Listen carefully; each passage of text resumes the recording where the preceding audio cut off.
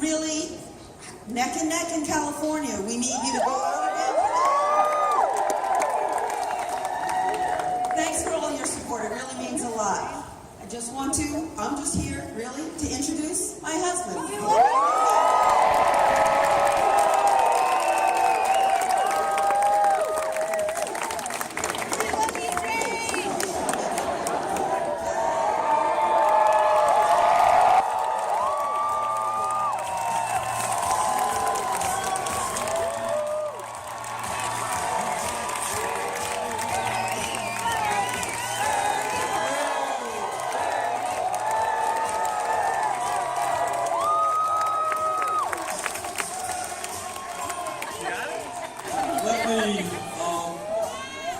Let me just thank all of you, not only for being here, but more importantly, for having the faith that we can transform this country and make the political revolution.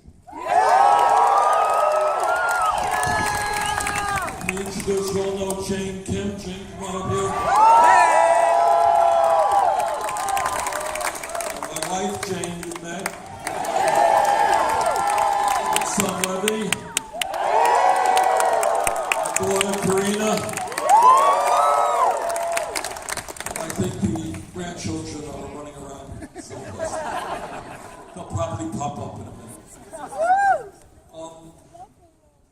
What this campaign is about, and what you are working for, is not just to elect a president, but to transform the country.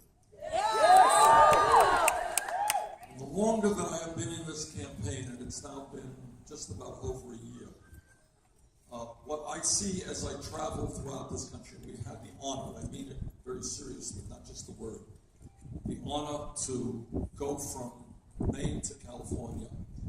We have now spoken at rallies before 1.4 million Americans.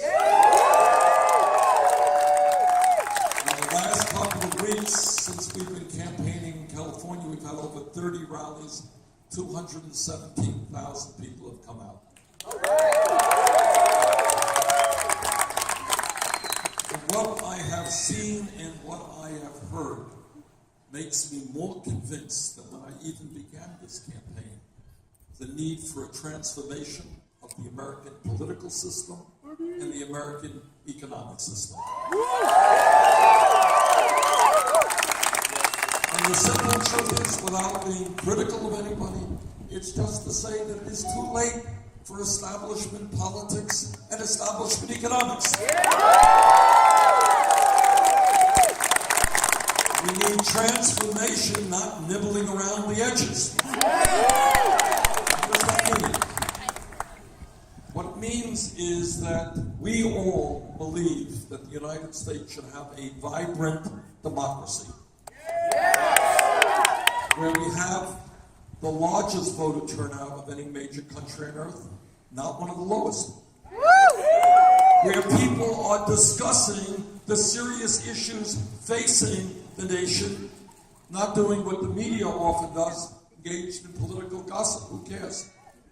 What people care about is what is happening to their lives. Yes! Something corporate media often does not focus on.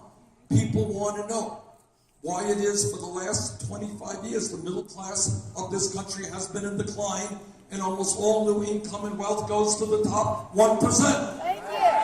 Right? People want to know that.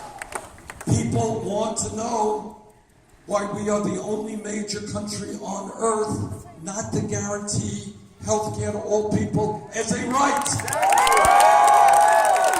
People want to know why every other major country and most poor countries guarantee paid family and medical leave, and we don't. There are women having babies today who are working class and low income. They have to be back on their jobs in 2 weeks because they don't have enough income to take care of their families. They can't stay home. People want to know why we have more people in jail than any other country on earth. 2.2 million people in a broken criminal justice system. Anybody think it makes sense to be spending $80 billion a year locking up our fellow Americans? No! Hell no! So what we need, climate change. I know that the great scientist, Donald Trump, has been in California. And after years and years of exhaustive study, Mr. Trump has concluded there is no drought in California. And he has also concluded that climate change is a hoax. Now think about how dangerous it is, not just Trump, but that we have almost an entire Republican Party so beholden to the fossil fuel industry that they can't even acknowledge what virtually the entire scientific community is telling us. Climate change is real. It is a terrible threat to this planet. We have got to transform our energy system.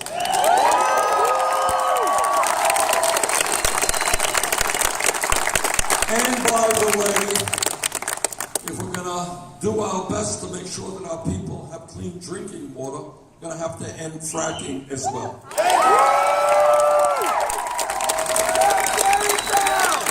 Here's what I have found interesting, is that virtually all of the issues that we talk about in this campaign, they're not considered radical ideas. They, in fact, are the ideas that a majority of the American people believe in. You go out all over this country, our infrastructure, roads, bridges, water systems, wastewater plants, rail system, airports, is in massive disrepair. Who denies that we've got to rebuild our infrastructure, and when we do that, we create millions of good-paying jobs?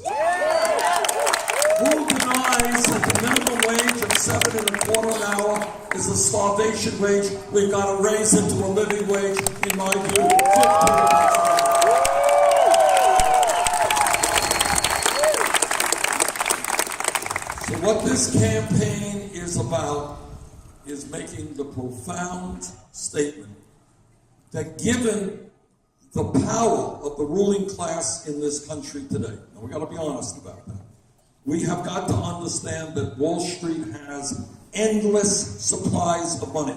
I use that word advisedly, endless. They spend billions of dollars to get deregulated. They spend billions of dollars to have the Congress bail them out.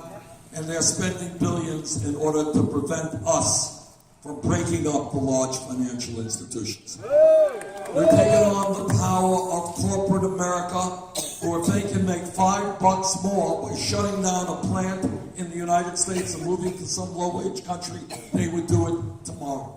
We're taking on the drug companies, who are charging us the highest prices in the world for medicine, and people in this country are dying because they don't get the medicine that they need because they can't afford it.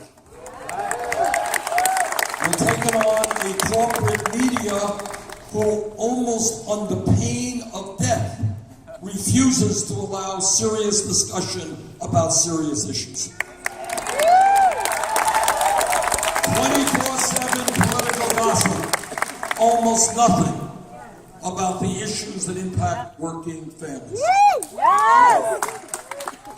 So what this campaign is about, and why I am so gratified that when we began this campaign, we were considered to be a fringe candidacy. We have now won 20 primaries and caucuses. We have lost 3 or 4 of them by just a few votes. And tomorrow, in the most important primary, the largest primary,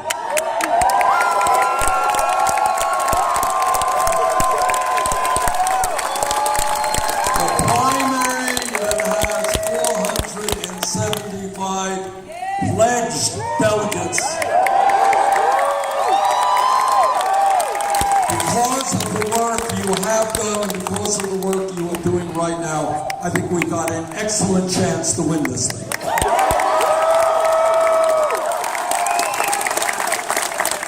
Let me just tell you why your work is so important. This is the reality of American politics right now.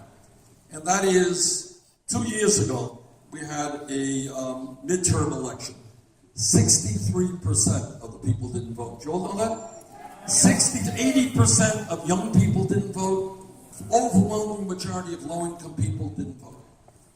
But things are beginning to change. And here is where we are today. Let me be as honest and straightforward with you and why your work is making all of the difference. Tomorrow, if there is a large voter turnout, and I want to tell you something which I am proud of and I want everybody here to be proud of.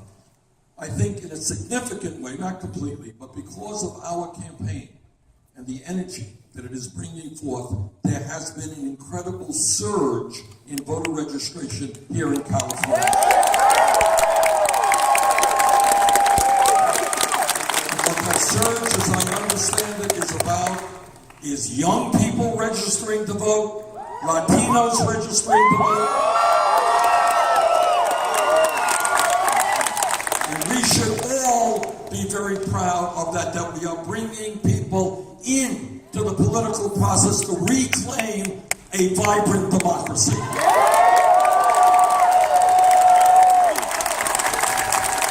But it's one thing for people to register, it's another thing for people to vote. So where we are right now, let me lay it right out on the line. If there is a large voter turnout tomorrow, we are going to win here in California.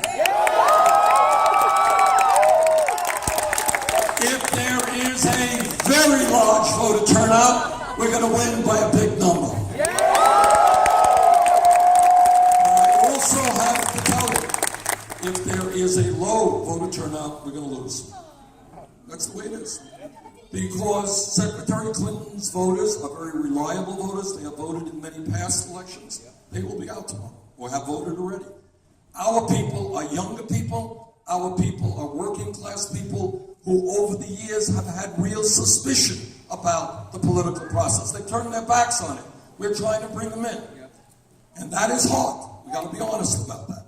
So our job tomorrow is to see that California has the largest voter turnout in Democratic primary history.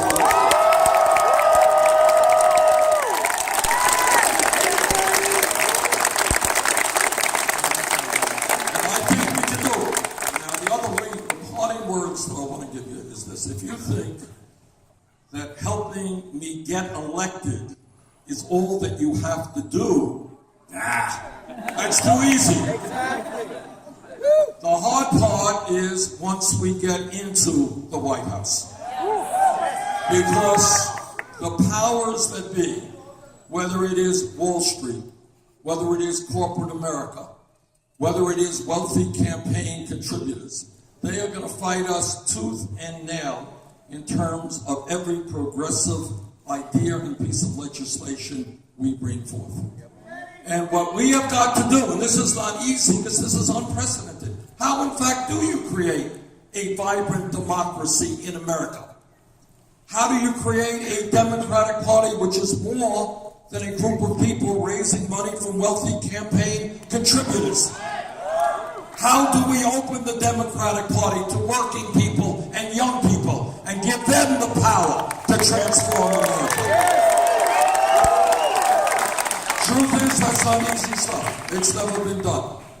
But we can do it. We got this! We can do it. And once we do it, and again, this is not rhetoric, I just want you to think about it. Once we have a government that represents ordinary people, the other things fall in place. When young people and working class people, when their voice is being heard, of course we're going to make public colleges and universities tuition free.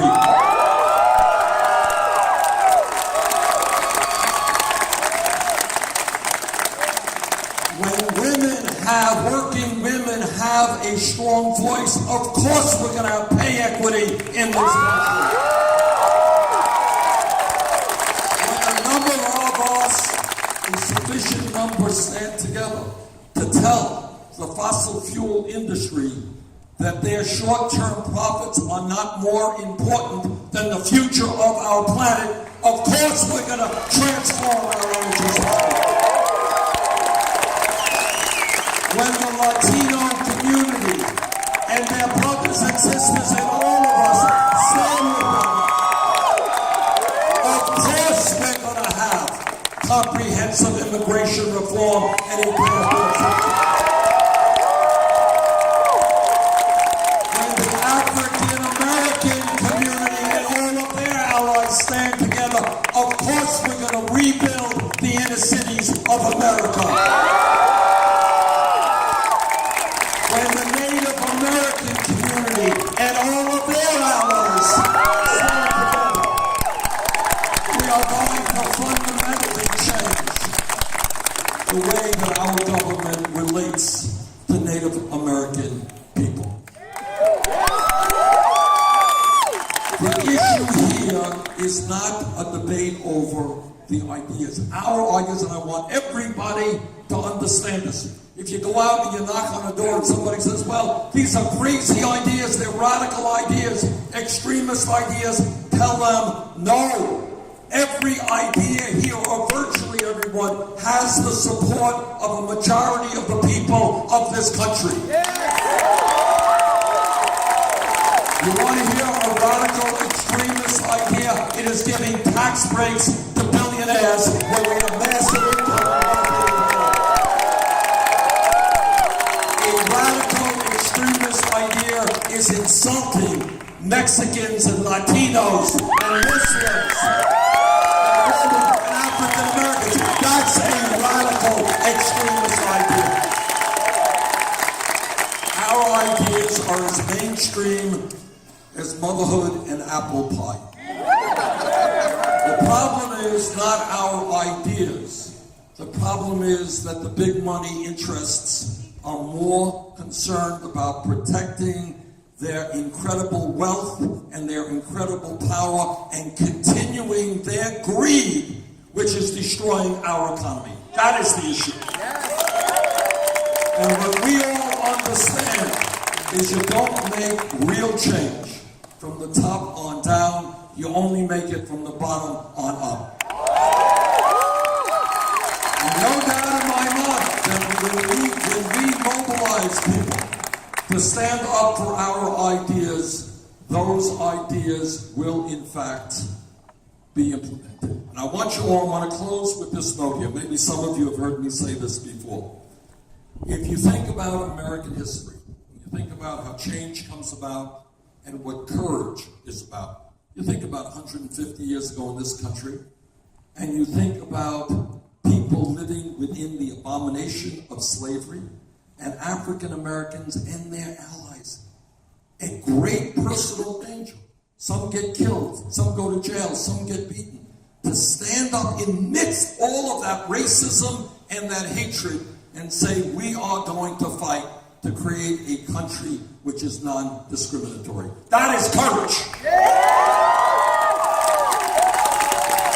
You think about working people 100 years ago working 7 days a week. Children were working in factories, and workers stood up to form trade unions so that workers would be able to provide decent wages and have decent working conditions. And you think about the women's movement, when 100 years ago, women in this country, kids don't know this, 100 years ago, that is not, brothers and sisters, a long period of time. 100 years ago, the culture said women should not have the right to vote, should not have the right to get the education they wanted, should not have the right to get the jobs they wanted. 100 years ago. But women with incredible courage. You know, today we laugh about it. When you can't vote, that's the craziest thing you ever heard of. 100 years ago, that was the law. And women stood up with their male allies to say that in this country, women will not be second-class citizens. And they changed the system. Same thing with gay rights, where I know San Francisco.